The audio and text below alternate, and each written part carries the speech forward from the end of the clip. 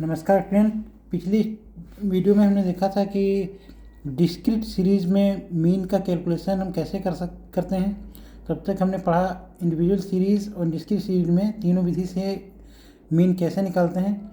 आज हमने इसके इसी क्रम में आगे बढ़ते हुए सतत श्रेणी, जिसको इंग्लिश में कंटिन्यूस सीरीज़ बोलते हैं, कंटिन्यूस सीरीज़ है, ग्रुप डेटा भी इसको बोलते हैं, इसमें हम मीन का कैलकुलेशन कैसे करते हैं इसके बारे में बताएंगे।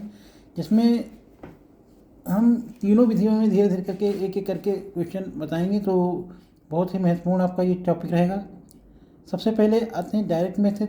डायरेक्ट मेथड में कौन सी विधि कैसे निकालते हैं, फिर शॉर्टकट मेथड और इसके बाद में स्टेप डेविएशन मेथड। तो सबसे पहले जो डायरेक्ट मेथड में हम कैलकुलेशन कैसे करते हैं इसके बारे में जानेंगे। तो इसका जो टेबल मिलती है, जो क्वेश्चन आता है वो इस टाइप से आता है कि इसमें ग्रुप दिए रहते हैं, क्लास इंटरवल या ग्रुप इसको बोल सकते हैं या बोलते हैं। तो इसमें जो क्वेश्चन हमने लिया है, क्लास इंटरवल लिया है 0 से 10, 0 to 10, 10 to 20, 20 to 30, 30 to 40, 40 to 50, 50 to 60, 60 to 70। इनकी रिस्पेक्टिवली फ्रीक्वेंसी दी हुई है 5, 7, 10, 18, 16, 10 एंड 5। अब इसको हमको जब हल करना होगा तो इसके लिए हमको एक नई टेबल जो ड्रा करनी होगी। उस टेबल को हम इस प्रकार से बनाते हैं, वो हम बताते हैं। सबसे पहले इसमें जो है हमें क्लास इंटरवल लिखना होता है, CI।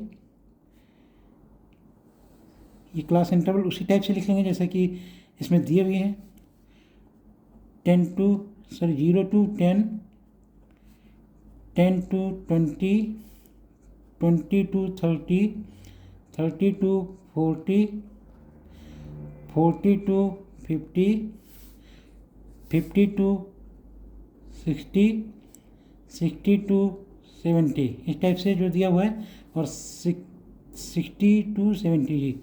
अब इसमें क्या करना है, हमें सबसे पहले एक कॉलम को इसमें हम खाली छोड़ देते हैं। इसके आगे जो कॉलम होता है उसमें हम लिखते हैं एफ हमारे पास पहले से दिया हुआ है 5, 7, 10, 18, 16, 10 एंड अगेन 5। अब करना क्या है, हमको जो है ये हमारी टेबल तैयार हो गई। हर एक कॉलम इस टाइप से बना लेते हैं जिससे कि कैलकुलेशन में दिक्कत ना हो और कैलकुलेशन गलत ना हो। इस टाइप से मेरे कॉलम ड्रा हो गए। इसके बाद हमको निकालना होता है इसमें मिड वैल्यू यानी MV को हम x से डिनोट करते हैं, स्मॉल x से। मिड वैल्यू कैसे निकालते हैं इसका कैलकुलेशन इधर कर लेते हैं। मिड वैल्यू का मतलब है MV is equal to L1 plus L2 upon 2। L1 इसमें पहले वाले कॉलम में क्या है, 0 प्लस L2 है हमारा 10, तो कितना हो गया upon 2 is equal to 0 plus 10 is equal to 10 upon 2 यानी 5। यहाँ पे हमें मिल गया 5। इसी टाइप से सेकेंड जब निकालेंगे 10 plus 20 upon 2 is equal to 30 upon 2 यानी 15। ये 15 हो जाएगा। इसी टाइप से 20, 10, 30 हुआ था तो 30 का आधा 15 यानी 15। 20 और 30 50, 50 का आधा 25, इसका 70 हो जाएगा। 70 का 35, 90 का आधा 45, 55 इसका आधा, इन दोनों का टोटल इसका आधा 65। इस टाइप से हमें मिड वैल्यू इसकी निकाल लेते हैं। मिड वैल्यू निकालने के बाद करना क्या है कि हमें निकालना है FX, उसी टाइप से जैसे कि हम डिस्क्रीट सीरीज में निकालते थे। FX हमें निकालनी पड़ेगी। तो FX के लिए क्या करना पड़ेगा, हमें मिड वैल्यू जो थी उसका साथ F के हमें गुणा करनी पड़ेगी। इनकी गुणा करके इनके सबके सामने नोट कर लेते हैं, लिख लेते हैं। तो गुणा करते हैं 5 25, 15 7 105, 25 250, 1 250, अब 18-35 की मल्टीप्लिकेशन, 18×5 90, 18×3 54, 54 और 9 63, 630, 16×5 80, 16×4 64, 64 और 64, 16×4 64, 64 और 8 72, 72, 72। इसी टाइप से 550 हो जाएगा, 10 से गुणा करेंगे इससे गुणा करें 55 25, 5 का 30, 30 और 2 32। अब क्या करना है, इनका सबको हमें टोटल करना है। इसका टोटल नहीं करना होता क्योंकि हमने इसमें ये निकाले, इसका टोटल होगा हमारा कैपिटल N होगा। इसको सिग्मा F भी कह सकते हैं। अलग अलग चैप्टर्स में, अलग अलग किताबों में अलग अलग तरीके से लिखा रहता है, तो हम इसको कैपिटल N से डिनोट करते हैं या फिर सिग्मा F से भी हम लिख सकते हैं।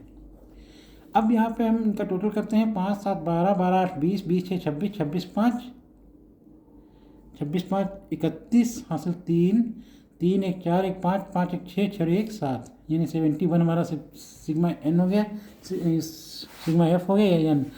यहाँ टोटल करते हैं 5 5 10, 10 5 15, हासिल 1, 1 2 3, 3 5 8, 8 3 11, 11 2 13, 13 5 18, 18 2 20, हासिल 2, 2 1 3, 3 2 5, 5 और 6 11, 11 और 7 18, 18 और 5 23, 23 और 3 26।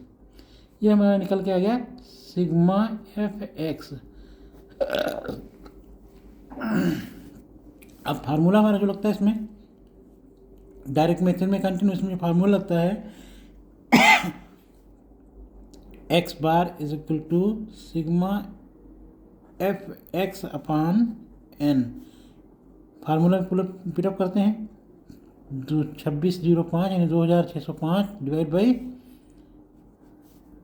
71। क्योंकि 71 एक अविभाज्य संख्या है तो इसको हम कैलकुलेशन ऐसे नहीं कर सकते, उसके लिए हमें इसे डिवाइड करना पड़ेगा। 71 का टेबल हम लोगों को नहीं याद होता। 2605 इसको डिवाइड करेंगे तो कितनी बार जाएगा, 7 3 21, 7 4 28, 4 बार ज़्यादा रहता है, 3 बार लगाते हैं। 3 एकम 3, 3 7 21, 213 घटा लेते हैं, बटिया 7, 10 में 7 3 के 7, यहाँ बटिया 5, 5 में से गया 4, 5 उतार लिया ऊपर से। अब यहाँ पे कितनी बार जाएगा, 7 4 28, 7 6 42, 7 6 7 7 49 ज़्यादा, 7 6 42, 6 बार लगाते हैं। 6 बार जो लगाएंगे तो 6 कम 6, 6 7 42, सॉरी 6 7 42, इसको हम लेस कर लेते हैं। 15 में से 6 गया 9, 6 में से 2 गया 4, 4 में से 4 कुछ नहीं।